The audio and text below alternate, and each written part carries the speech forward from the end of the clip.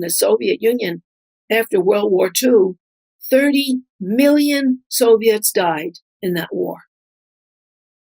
The United States, it's under the number that have died of COVID so far. So they needed more population. And in order to go from the most backward country in Europe to a major power, they needed women's workforce participation. They also needed births.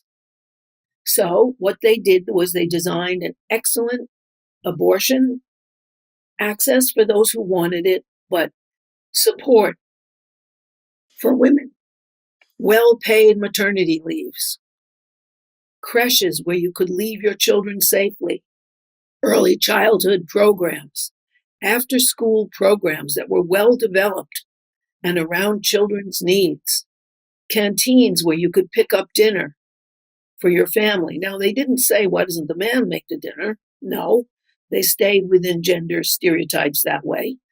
But they encouraged women to escape from the total burden of domestic responsibility and childcare.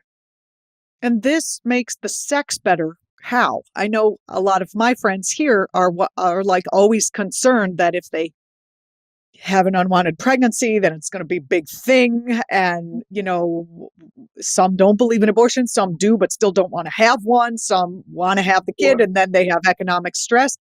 I think that does actually trickle into people's thoughts in the bedroom, even if you're using, there's no 100% method unless you tie tubes and have some sort of sterilization of some sort.